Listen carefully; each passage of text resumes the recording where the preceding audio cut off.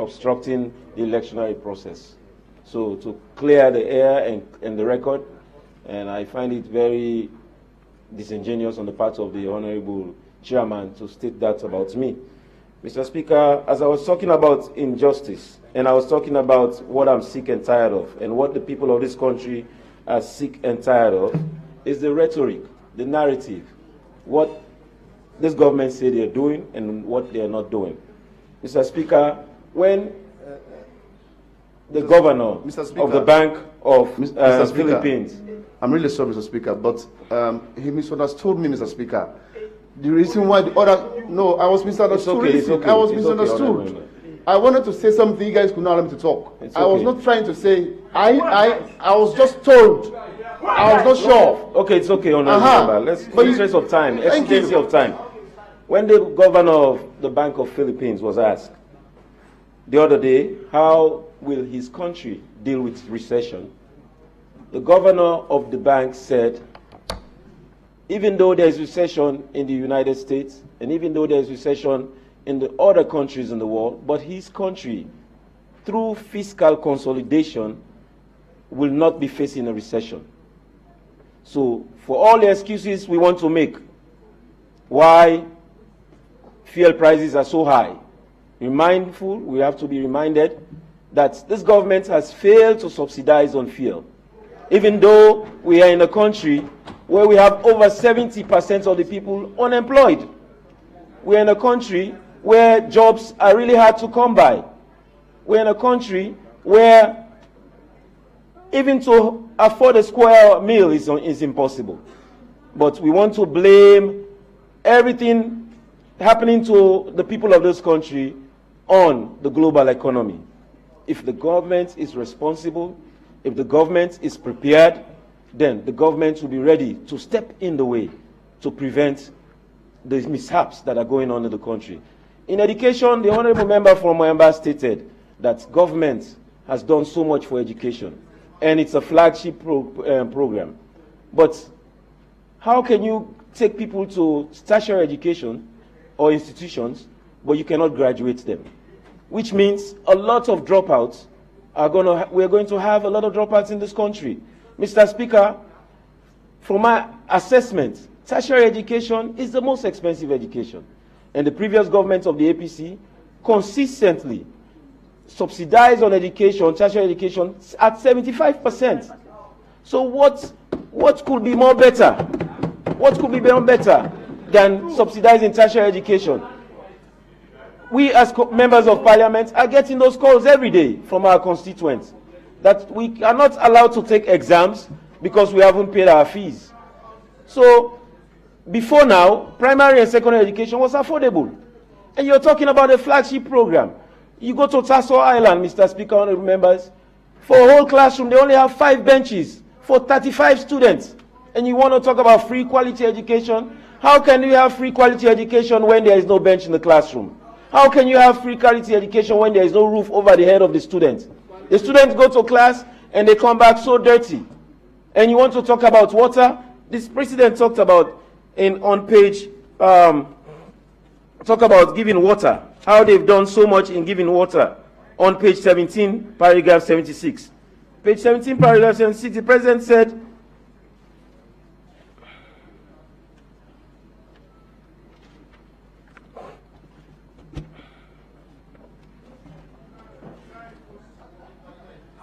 safe drinking water is vital not only for our health but also for our communities and economy. Increasing access of the Sierra Leone population to safe drinking water and sanitation to central to the human capital development agenda of my government. In April 2018, 65% of the population in the Western area had access to safe drinking water. Mr. Speaker, I was here in this well some months back or a year ago when a bill was brought to this well. And it was an agreement to build dams in the Western area. And in all of that agreement, Mr. Speaker, none was allocated to the eastern part of Freetown. The eastern part of Freetown, I continue to remind this House and the people of this country, is the most populated part of the Western area. So how can you sign an agreement, accept a grant, and not take the people of the eastern part of Freetown into cognizance? It is wrong, and is really unfortunate on the part of this government. So how can you claim that? Mr. Speaker, I will conclude, and I will conclude on line 156. Line 156, which is paragraph 156 on the speech, page 36. The President said, one of the reasons I am fascinated by bridges is that it always reminds me of the task at hand.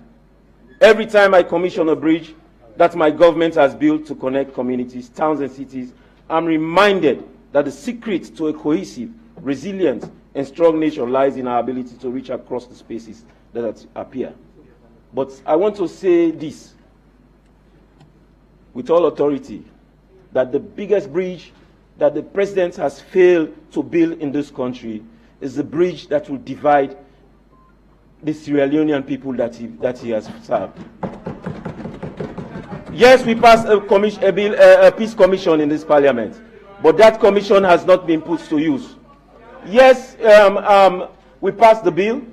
If you look at what happened since he became president, since they started destroying the lives of people. You go to Lonsar, what happened? They killed young people there. Nobody said anything. The president did not even say anything. Bakeni, there's a killing going on there right now. You went to Pademba Road. Some people want to say it's a jailbreak. It was never a jailbreak. It was people were massacred. The president did not say anything. Instead, he called the people of this country terrorists. So, Mr. Speaker, honorable members, thank you, Mr. Speaker, for giving me the opportunity. But we encourage the President to build a bigger bridge before we go to 2023, which will be to unite the people of this country. Thank you very much, Mr. Speaker. Thank you very much, the Honorable Festus Lansana, now you have the floor.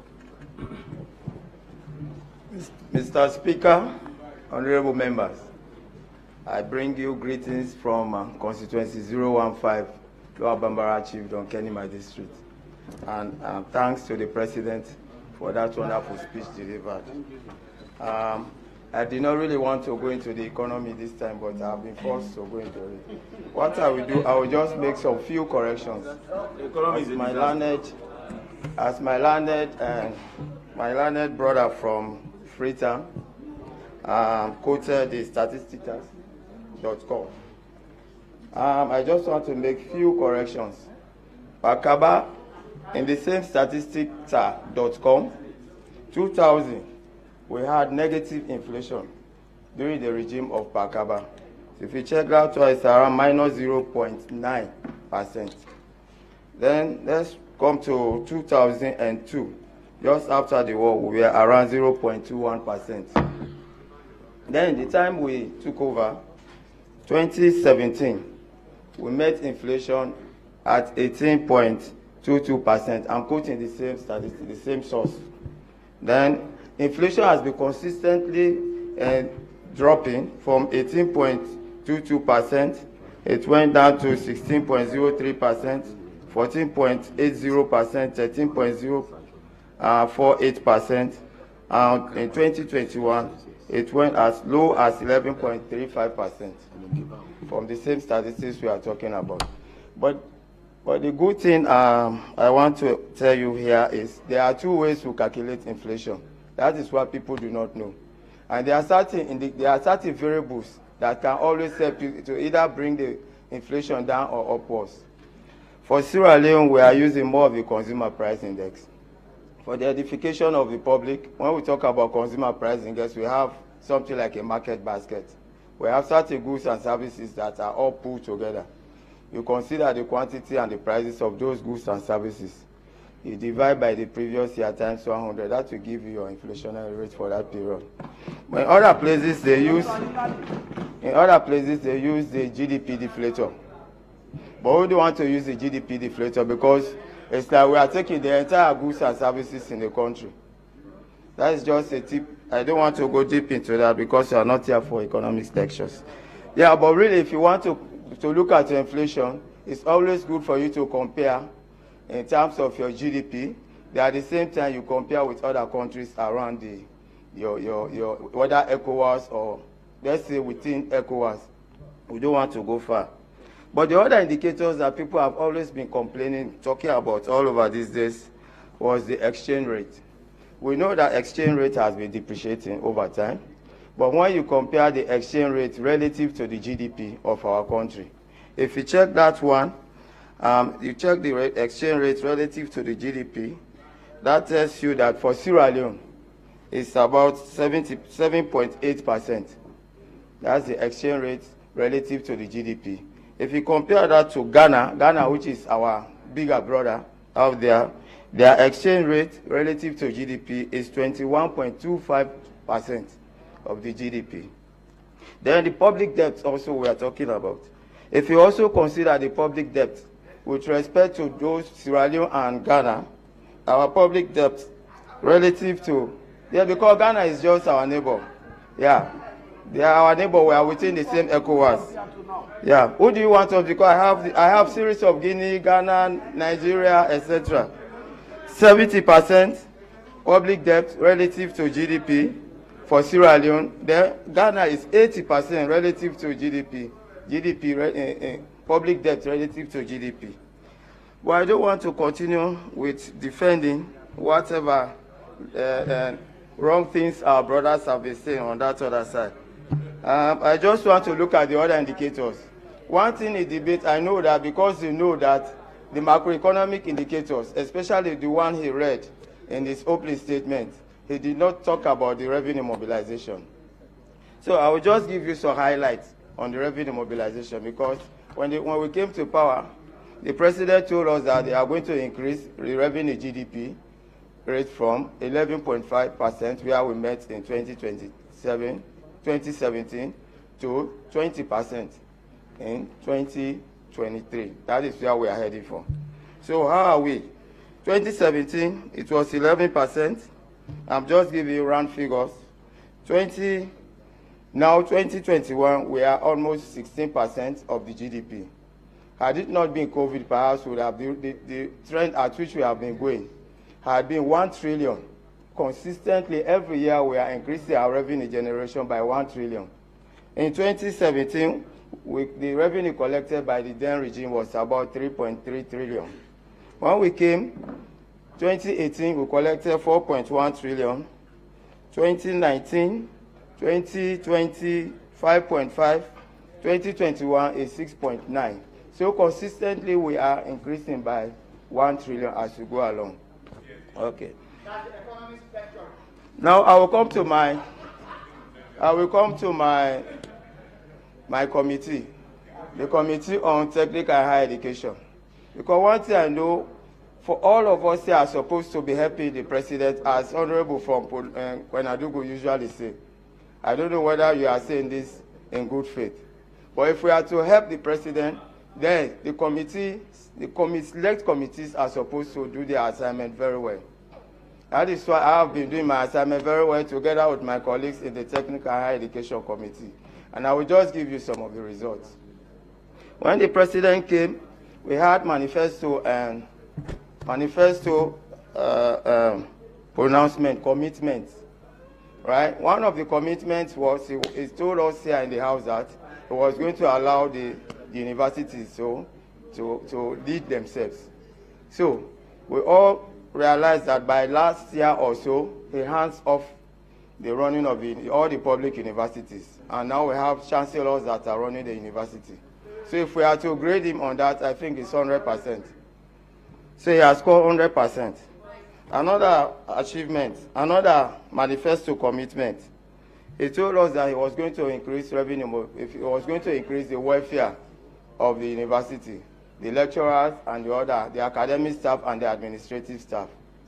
So what he did was, in the first place, he took up the responsibility of paying all the academic staff and the administrative staff. And at the same time, he has consistently increased the salaries of those people by 25%, up to 75% now. So that is what he has done. People talk about bread and butter. I think there are certain things you do not have control over. Some of us who did in secondary school economics. It's the forces of demand and supply that drive them. For example, price, you don't have control over it. So what you should do here is, you see how you can cushion the effect of increasing prices by what is now doing. Increase the salaries of workers, so that they can be able to buy bread and butter and put on their table. At the same time, unfortunately, our leader from Kichon is not here.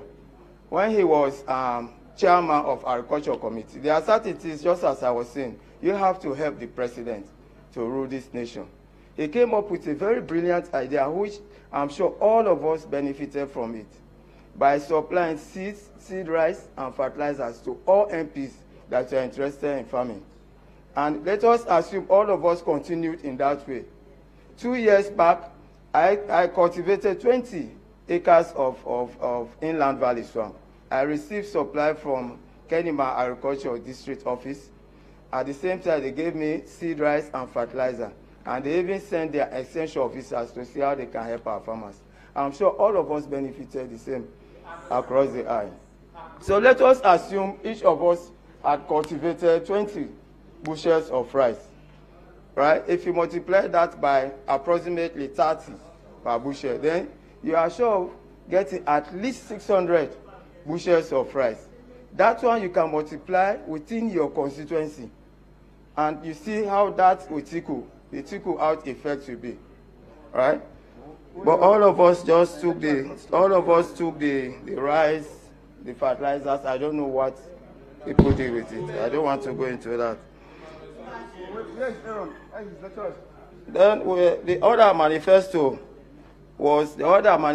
commitment was, the president said that he was going to provide free university education to 3 children of any teacher who has taught for more than 10 years, right? So I will just give you quick statistics. How many he provided for during that period, from that time. So in 2019-2020, 217 students of that category of people were awarded SLG, Sierra Leone Grantee Aid. 120 teachers, those who are teachers that went to university, also benefited from free university education. Currently, last year or so, another 90 teachers that are above certain period of 10 years also benefited from that package. Okay. Then to extend further, he also promised that he was going to increase the SLG, that is for the local universities, and also provide for the international universities. Let me just give you some information.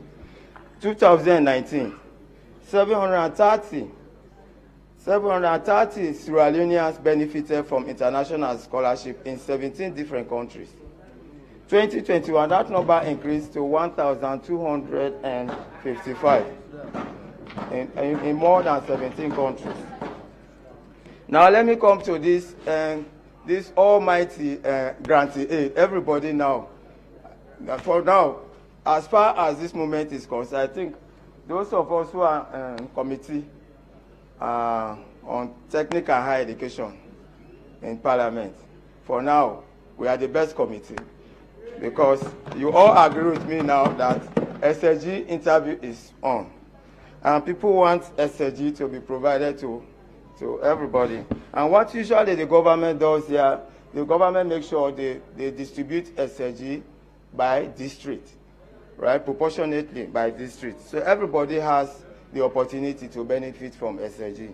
So we are expecting to increase the SLG to more than 7,000 this time across the country. Interviews are ongoing. There are also international scholarships.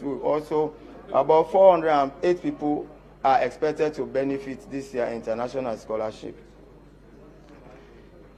Then the TechVoc, the TVET institutions. Government has ensured that he secured funds from international countries, international donors. One is the Kuwaiti government. They has also received funds from Japan to boost the TVET, the Government Technical Institute. And the Government Technical Institute has been constructed, or some construction is going on in all over this district. All the districts are benefiting from at least one government scholar, one Government Technical Institute. One institution is benefiting from the construction from government technical institute from each of the districts. He has established, our government has established 3 universities. That's what all of us know. They have transformed Mitimagai College to university. They have transformed Eastern Polytech to university. Now Kono also is benefiting from the Kono Technology University. Construction will soon commence. 42 TVET institutions have been provided with tools. 84 TVET institutions, 84 TVET institutions are also to benefit from the SDF. We have what we call the SDF. The SDF is training people, employable training. They are giving to people. At the end of the day, they will give them a startup kit to go and start their own lives. Those trainings are ongoing. So about for the first phase, 600 people have benefited from that one. The second phase will soon commence. So if you have your kids who want to train in masonry, carpentry, welding, etc., they will benefit from this SDF. At the end of the day, they will be provided with tools for them, startup kits, so that they can be gainfully employed. Okay. Now, the $68 million also have been secured from the Badia Fund to renovate or rehabilitate Mitimagai College, Mitimagai University, Bonibu Teachers College, now Bonibu, it's a compound. Then including Magbroka Boys Secondary School. Magbroka Boys Secondary School is benefiting. Somebody left his own school in the south. He's trying to transform another school in Tonkolili that he never went. Even though the people who went to Tonkolili, Magbroka Boys, we are here 11 years. I don't know whether they even constructed one dormitory in their school.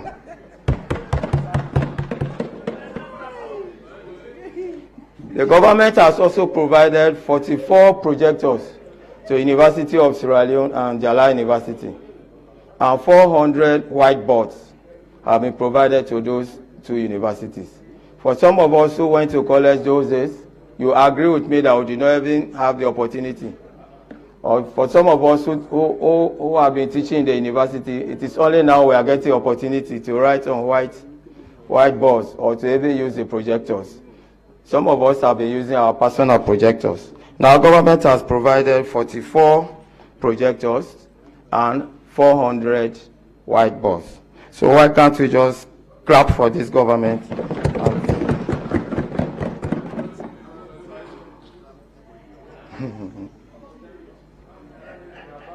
I do not really want to dwell on the wage bill. Some people will talk about that later. But I want to tell this House, Mr. Honorable Speaker, that all of us benefited from the wage bill, including myself. When we came to Parliament, I knew where the base was. We were at X, now I know we are at Y. So that is what is responsible. That is just something that is responsible. And now we want to go to Z. I'm sure, I want to assure you, by the time we leave, by the time this 2023, we'll go to Z. I want to assure you that the government is ready to make sure it improves on our welfare and beyond Z, and the welfare of all in Z. Similarly, all others are benefiting. The details I don't want to give you. Let me just stop at that.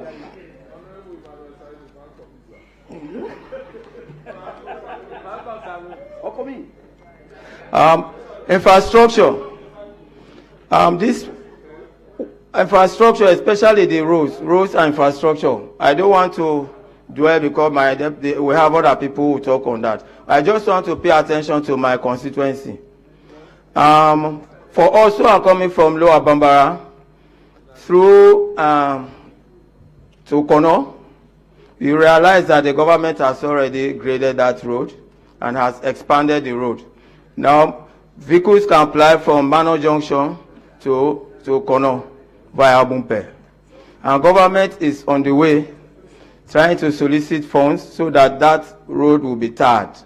And once that road is tarred, I'm sure the Kono people will have a shorter route to Kono. Instead of going around Matutuka and wherever. If you take this other route, you can easily go to Kono.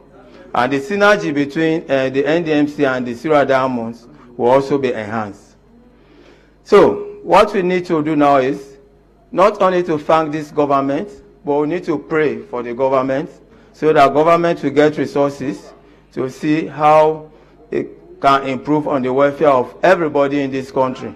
At the end of the day, when the welfare of everybody is improved, nobody is going to say, I don't want X because I'm not party E, or I'm not from this region, or I'm not from Binkoro, etc., etc., or Tasso Island. What we need to do is, if Tasso Island, which I'm yet to confirm from the ministry, but I'm not sure there is any school in this country, except schools that are not recognized by government, that is sitting under church roots or whatever, or having five benches. So once schools are recognized, they are given school subsidies, they are provided with all the furniture, they are provided with all the learning materials. So if that school in Tassom that my brother was referring to perhaps was built by an individual, if that one was built on an individual and has been recognized by government, I'm sure school fees subsidy alone can buy that one bundle zinc. Yeah, so that those children will not be sitting in the rains during this particular time. So I want to conclude, Mr. Speaker, by once again expressing my felicitation to the President on behalf of my constituents in Lower Bambara constituency 015, Kenima District, and wish you all well. Thank you very much. I thank the Honourable Member for his contribution. I now recognize the Honourable Rosie Kanu. Mr. Speaker, thank you for allowing me to speak to this debate. Mr. Speaker, honorable members, I would like to extend my thanks to the President for putting together this document and for reading this speech to us in the well of Parliament. This document, this presidential speech, is an address to every Sierra Leonean. But what I saw in this speech is a long list of things that this government acclaimed that they've accomplished. For me, I think once this government should have concentrated on, instead of giving us that long list of achievements, at the same time, they should have given us another long list of challenges. So with that, they will be able to direct us the right way that the nation is going. And so on that note, I'll take a look at education. The Honorable Member of Parliament from Tayama talked about the supply of teaching materials, training of teachers. Yeah. Mr. Speaker, honorable members, yes, there is an increase in enrollment. Yes, the government is supplying core textbooks to schools in this nation. But then, I am coming. But then, are the children using these textbooks? No. No. Why? The children are not using these textbooks because, one, they do not have the skills to read at the appropriate grade. And at the same time, they do not have the basic skills to solve basic mathematics computation. So they don't use the books. Even the teachers don't use these books. And we see, the government putting a large chunk of the education budget on the procurement of teaching learning materials. But this does not translate into improved learning outcomes because the children and the teachers do not make use of these textbooks. Yeah. Mr. Speaker, honorable members, I'll now move to early childhood education. Mr. Speaker, in the presidential speech, he said they have developed policies for integrated childhood education. But then early childhood education in this country is the lowest in the entire West African sub-region. What does this imply? The negligence of the government to address the issue of early childhood or pre-childhood education. And because of that, we have children who do not have the basic foundational skills of literacy, reading, writing, and arithmetic. And this is a problem to the failure of education delivery to our children and our future generation. Mr. Speaker, honorable members, we are talking about the government initiative of the free quality education. And here, if we are talking about quality education, the children do not use the core textbooks. Early childhood education has been neglected. The teacher aspect of it. Mr. Speaker, honorable members, yesterday, the honorable member from Kono said we have a lot of untrained and unqualified teachers in the teaching profession. Yes, Mr. Speaker, the 2020 school census report says that 49% of our teachers in the schools are untrained and unqualified. And these teachers continue to poison our children in the classroom because these teachers, because they themselves do not have the subject matter competency and the pedagogical skills to induce learning. Mr. Speaker, honorable members, how do you expect an untrained and unqualified teachers to provide the quality education that we are talking about? No way. Mr. Speaker, honorable members, the backbone of the quality education is the teacher. But we've seen, teachers advocating for their conditions of service. Mr. Speaker, honorable members, yes, you said the free quality education is your flagship program.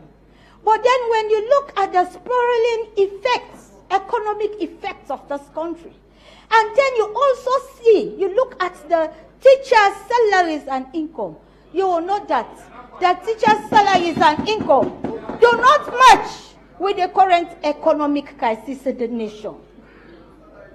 Mr. Speaker, honorable members, how can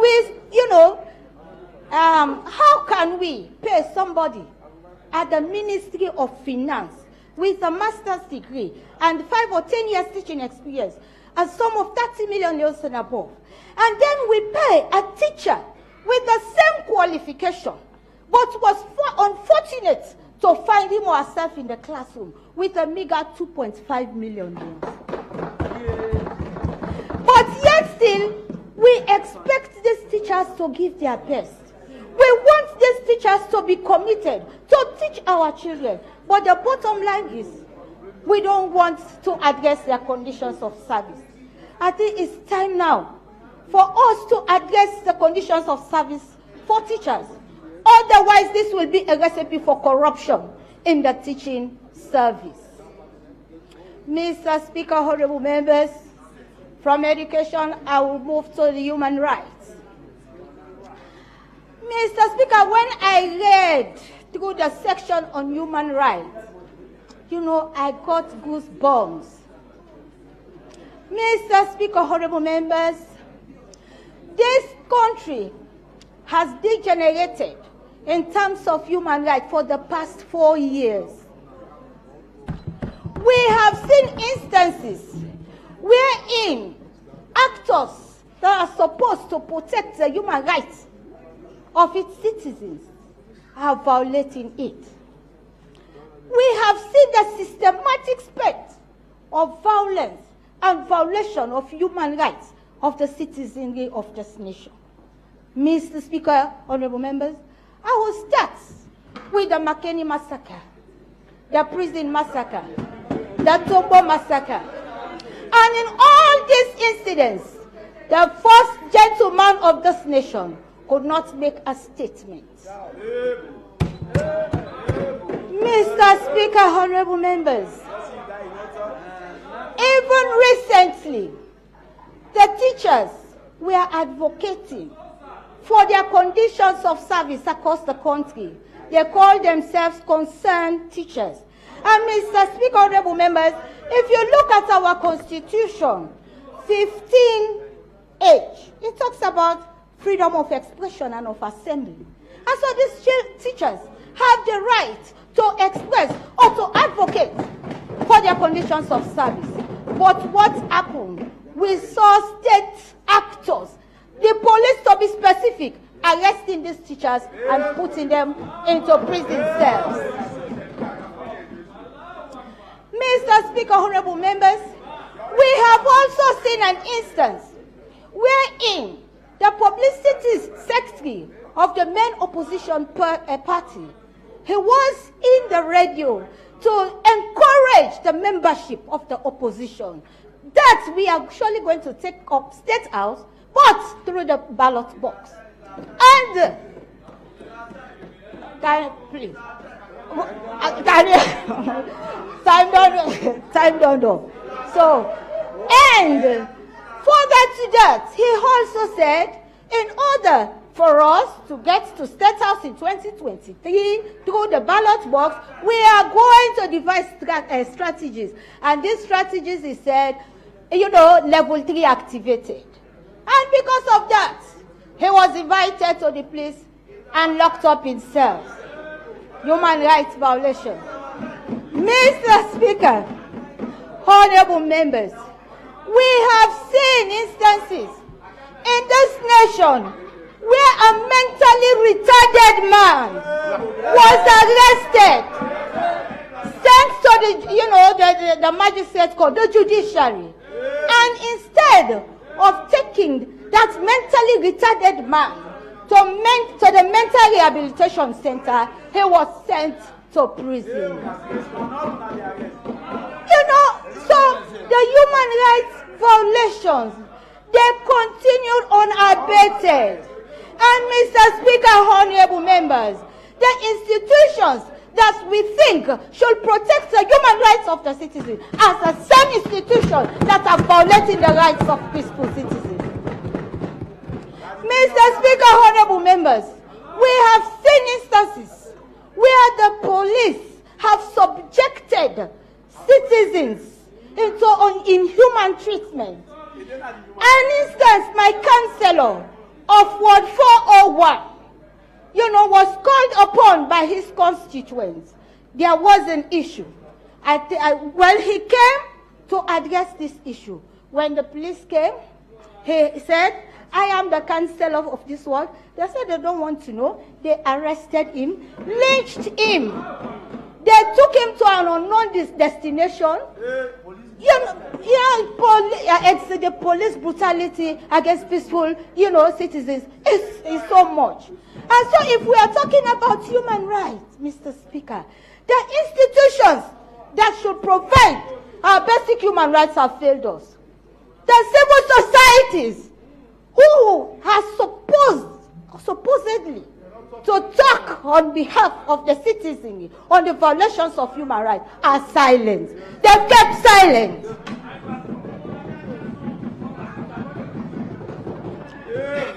Mr. Speaker, honorable members, the Human Rights Commission that is supposed to protect and maintain the human rights of citizens is now a toothless bulldog. being controlled by the powers that be. Mr. Speaker, when we talk about human rights, it's not only the signing of international treaties, but the implementation and what is taking place on the ground. So, Mr. Speaker, the institutions have failed us. The police have failed us. The judiciary have failed us. The Human Rights Commission have failed us. The civil society have failed us. Where are we as a nation? Where are we heading to as a nation?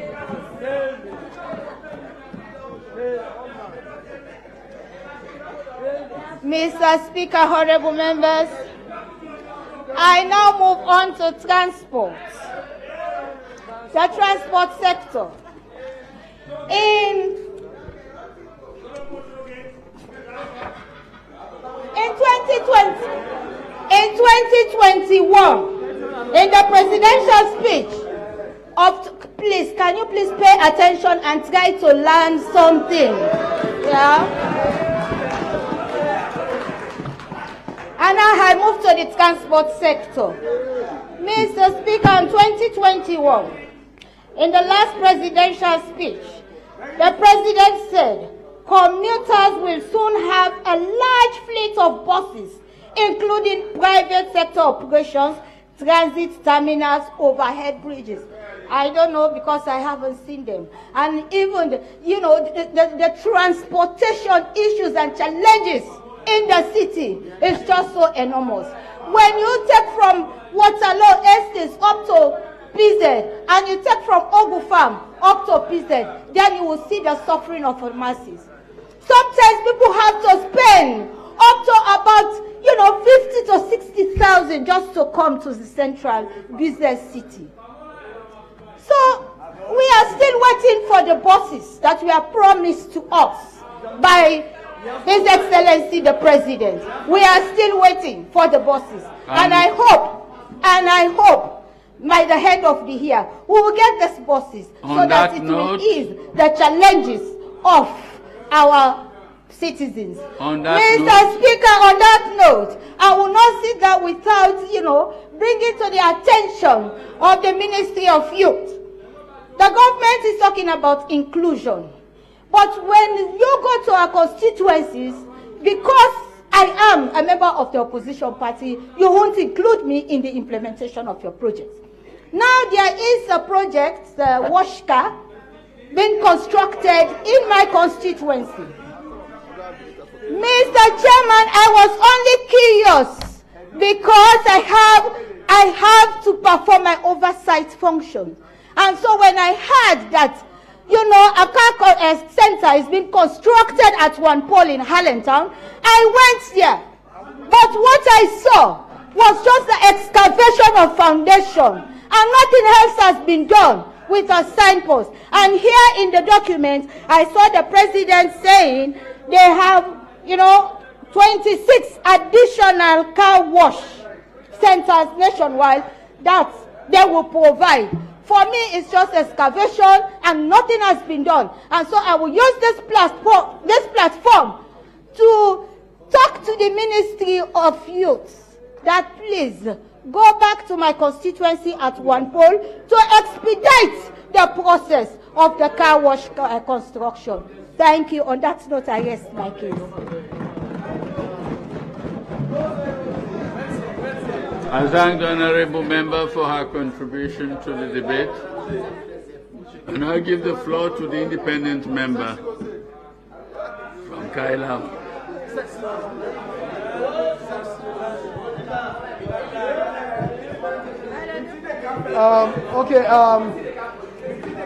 Thank you very much, Mr. Speaker, for giving me this great opportunity.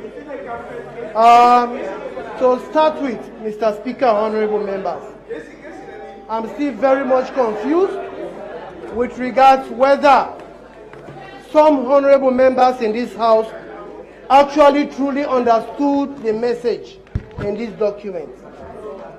And I believe the President was very much sincere with himself in terms of this statement. But one thing I have seen people trying to deliberately misinform the populace about what the president is trying to say in this document. Yesterday, we saw a particular honorable member on this side giving us very wrong figures just to put the government into a very wrong picture. The first day of the debate, we also saw another very eloquent honorable member giving wrong figures until Honorable Tawa was able to correct that. And again, yesterday, somebody seated at my back. At his opening statement, he said he was here as an opposition and he was here to give a very candid opinion about what the president said. But at the end of the day, what we had were mere criticisms of what the president said. There was nothing said about the good things done by the president. Was that an objective statement? No. Because all he concentrated on were operational issues. Like he spoke about Kono, that there is no electricity, and he went ahead to accept that the government gives out fuel for the generator. But the operational staff, we are not using it. Is that the direct problem of the president? The president has done what he should do. He has made sure there is generator. He has supplied. I was expecting this honorable member as a stakeholder of Kono to go to those places and conduct his oversight role. But he was only waiting for this day just to come to this world to say meager things like that. That is not what the president is looking for. The president is expecting us to critique his document. And before I go to the document, Mr. Speaker, honorable members, just to respond to Honorable who just concluded, he was making reference to two people with the same qualifications but in different institutions. One a teacher and one who works at the Ministry of Finance. People are not paid because of your qualification. We are all honorable members here. There are people with doctorate degrees, but they are being paid the same way as a school leaver who happens to be with us here. People are not paid because of your qualification. If you are a teacher, there is a prescribed salary for teachers. Whether you have a PhD, it was your choice to be a teacher. So let us understand that. Now coming to the statement, Mr. Speaker, honorable members, let me say this. If you go to page 1, I think everything we know, everything we need for this debate is in page 1. It's on page 1. Because in page 1, paragraph 1, the president actually tried to remind us about his first statement made to this house. That one, he was going to ensure disciplined leadership with efficiency. He also spoke about increasing revenue mobilization. He also spoke about minimizing inflation and all of these things. And if you go to paragraph 2 of the same page, he reminded us about the global issues facing us as a country. And these are global issues that a single country hasn't got control over. We depend on bigger countries to support us for our existence. We depend on these bigger countries. If there is a pandemic that has crippled these bigger countries that we depend on, what do you expect of smaller countries like Sierra Leone? So he referred us, even as we make our decisions, even as we try to judge the outcomes of his interventions, he was reminding us about the global issues that have affected us. And he quoted Martin Luther King very clearly in that statement, that you don't judge somebody when he's in his place of comfort, but you judge him at the times of challenge.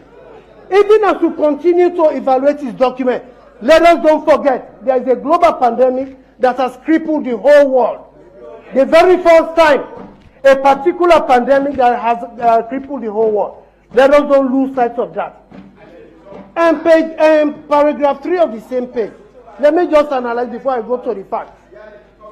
He told us that one, even though there are huge challenges, but he was very much happy and very much happy and opportune, sees himself as an opportune man to be elected at this very time.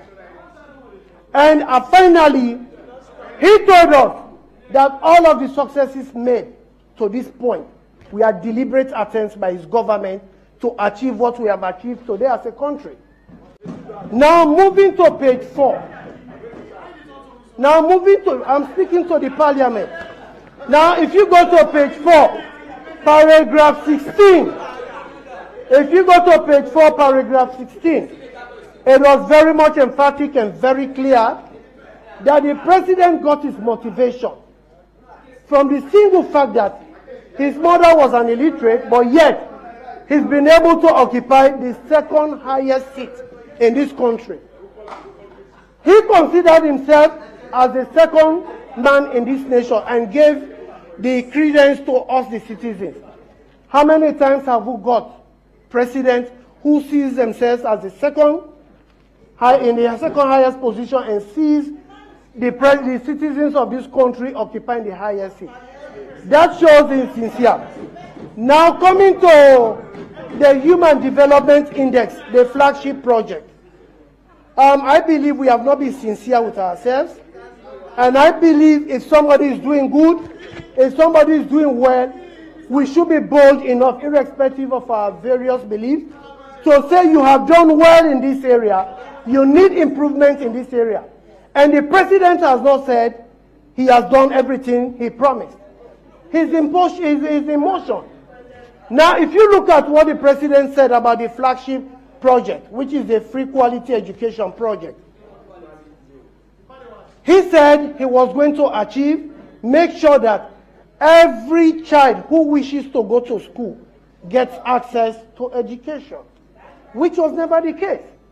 And to qualify his statement, he went ahead for the very first time in this country to allocate 22% of the national budget just to education.